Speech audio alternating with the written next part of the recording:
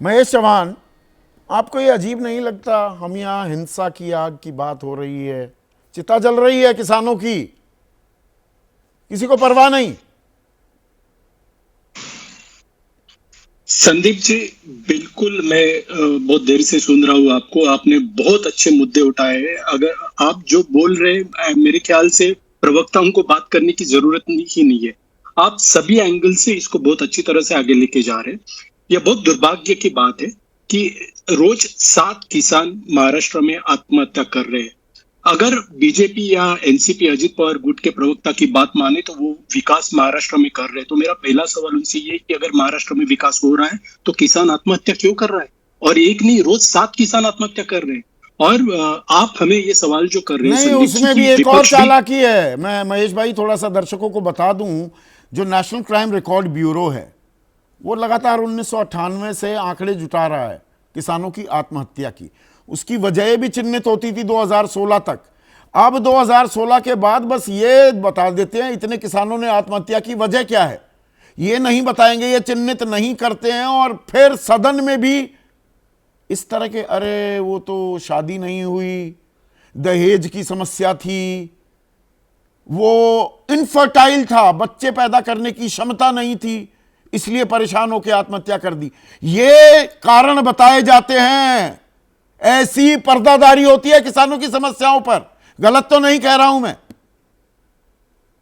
संदीप जी, बिल्कुल इसमें दूसरा भी एक एंगल है। आप मुझसे ज्यादा जानते हैं, बेहतर जानते हैं। किसानों की आत्महत्या तो हो ही रही है, लेकिन बाकी की जो आत्महत्या हो रही है किसानों के अलावा, वो मेरे ख्याल से उसमें सबसे ज्यादा सहभाग किसका होगा? तो बेरोजगारी का होगा। महाराष्ट्र में आज महंगाई इतनी बढ़ी है, बेरोजगारी इतनी है, किसानों की समस्या है, किसानों को ये एमएसपी पिछला नहीं सवाल मिल रही है। लीजिएगा पीसीआर जी, बात जारी रखिए महेश। हाँ संदीप जी, तो मैं ये कह रहा हूँ कि हम लोग ने विपक्ष के नाते अभी हाल ही में हुए विधानसभा चुनाव का सामना किया। वो विधानसभा चुनाव में जो मुद्दे थे उसमें प्रमुख मुद्दे हमारे यही थे: किसानों की समस्या, किसानों की आत्महत्याएं, बेरोजगारी और महंगाई। लेकिन अनफॉर्चुनेटली महाराष्ट्र की जनता ने ज्यादा नागपुर वासी हैं लाडली हमारे बहना। दर्शक। एक मिनट विजय भाई, ये सवाल दरअसल आपके लिए है। सुरेंद्र उगले हैं नागपुर, जहां पर यह हिंसा हुई, वो ये पूछ रहे हैं कि संवेदनशील क्षेत्र में किसी भी पक्ष को विरोध प्रदर्शन की अनुमति बड़ी चूक नहीं है क्या? ये ऐसे कैसे आ गए वहां पर लोग? संदीप भाई, आपने बहुत उम्दा तरीके से इस पूरे सवाल को, इस पूरे जो घटनाक्रम है उसको रखा है। और इसमें मैं इस बात की भी मुबारकबाद दूं आपको कि जो किसानों की आत्महत्या का मसला है उसको आप उठा रहे हैं। हालांकि बहुत सारे लोग कह सकते हैं कि आप पूरे इशू को डाइवर्ट कर रहे हैं, लेकिन असली इशू तो किसानों की आत्महत्या का होगा ना, जिस पर आप चर्चा कर रहे हैं। अब महेश, नहीं, ये तो इसका कभी हल निकलेगा? इसका तो आपको लगता है कि कभी हमें ये पता लगेगा ये साजिश थी, सुनियोजित था, किसने भड़काया, किसने नहीं भड़काया? किसी का ये कहीं आने वाला नहीं है, कौन ये भड़का किसी रहा के है। कोई काम आने वाला है? और सब लोग, आपने जिस तरह से रखा है उससे सब चीजें साफ हो गई कि सब लोग उसमें शामिल हो रहे हैं। महेश चौहान साहब आपकी बात पर तारीफ कर रहे हैं, लेकिन किसानों की पूरा आंदोलन तो शरद पवार पार्टी चलाती रही है। डीसीपी से फोन पर बात करते हुए वो वीडियो बता दिया जाता है कि मुख्यमंत्री बड़े संवेदनशील हैं। कैलाश के घर वालों से बात की किसी ने? कैलाश के घर वालों से कोई बात कर रहा है। और जो हत्या हो रही है, जो जिस तरह की हिंसा हो रही है, इसकी जिम्मेदारी तो सरकार की होती है ना। ब्रजमोहन जी बहुत अच्छे लोगों में से हैं, इतने प्रणव भले भट्ट प्रवक्ता हैं, गांधीनगर वासी हैं, वो कह रहे हैं हिंसा के लिए अबू आजमी जितने जिम्मेदार हैं, वो चलिए उन्होंने शुरू किया, उससे ज्यादा जिम्मेदारी महाराष्ट्र सरकार की है। वही बात मैं कह रहा हूं ना कि सब लोग जिम्मेदार हो गए ना। अबू आजमी से जिम्मेदारी शुरू हुई, वहां से सरकार, लेकिन सरकार तो सबसे ज्यादा जिम्मेदार होती है ना। और ब्रजभूषण जी जैसे लोग, बड़े जानता हूं कि वो बहुत भले लोगों में से हैं। अब वो सरकार से क्या मांग सकते हैं? इस्तीफा नीतीश राणे से, यदि उनको वो ठीक नहीं लग रहा तो। और वो जिस तरह की राजनीति करती है अजित पवार पार्टी, वो तो खुद ही दुविधा में फंसे हुए हैं कि क्या बोलेंगे नागपुर पर।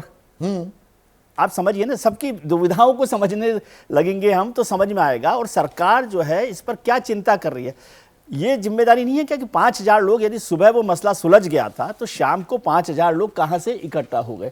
ये देखिए, हिंसा जहां पर हुई, दर्शकों एक चीज और आपको बता दूं, आरएसएस के मुख्यालय से 1 किलोमीटर की दूरी है। मुख्यमंत्री फडणवीस का जो घर है नागपुर में, वहां से 5-6 किलोमीटर की दूरी। पुलिस कमिश्नर के ऑफिस से 5 किलोमीटर की, मतलब 5-7 मिनट की दूरी पर है ये सब। नहीं, लेकिन मैं तो कह रहा हूँ जब सुबह ये मामला सुलझ गया तो क्या ऐसा था कि और सरकार को नागपुर लगा कि- विंटर कैपिटल है, नागपुर में ऐसा नहीं कि कोई विधान परिषद, वहां पर विधानसभा भी है, विधानसभा भवन है और बड़े मंत्री भी हैं। हालांकि नितिन गडकरी जी ने इस पर बड़ा तुरंत जिस तरह से बात की है वो भी एक बेहतर बात है, लेकिन देवेंद्र फडणवीस वहां से मुख्यमंत्री और गृह मंत्री है, तो ये ज्यादा चिंता की बात होती है कि किस तरह यहाँ से हो रहा पर है। प्रवीण इसमें एक लाइन मैं जोड़ दूं दत्त के सर, हैं जी, प्लीज एक लाइन पहले जोड़ दूं जोड़िए। मैं हाँ। कि पुलिस कमिश्नर साहब को मैं बयान देख रहा था, रविंद्र साहब हैं, उन्होंने कहा जो अफवाहें जैसे फैलती है, अफवाहों का एक जिक्र तो ये हो गया जो वारिस पठान साहब कर रहे थे कि किस तरह का चादर थी या नहीं थी। उन्होंने कहा कि जो पत्थर दिखाए जा रहे हैं, आप बार बार पत्थर दिखा रहे हैं कि पत्थर जो है एक सुनियोजित साजिश थी।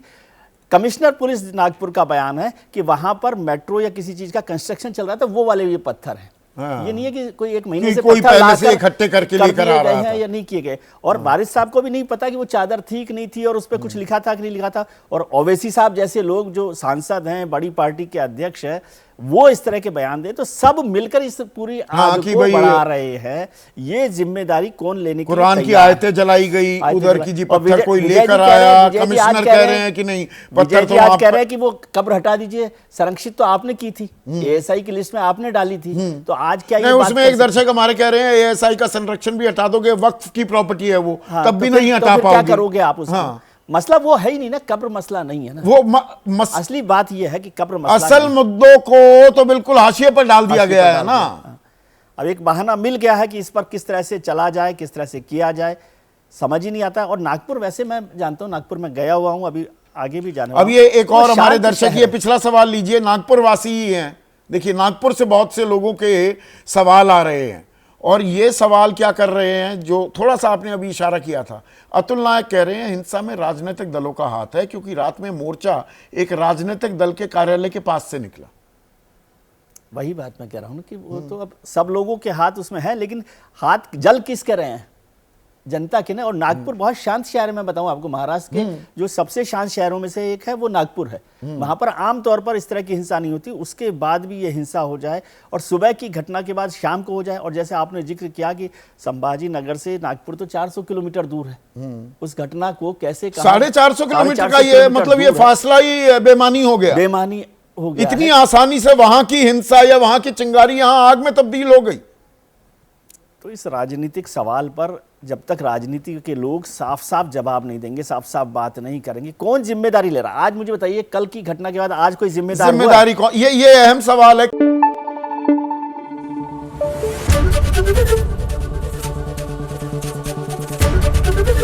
एबीपी न्यूज आपको रखे आगे।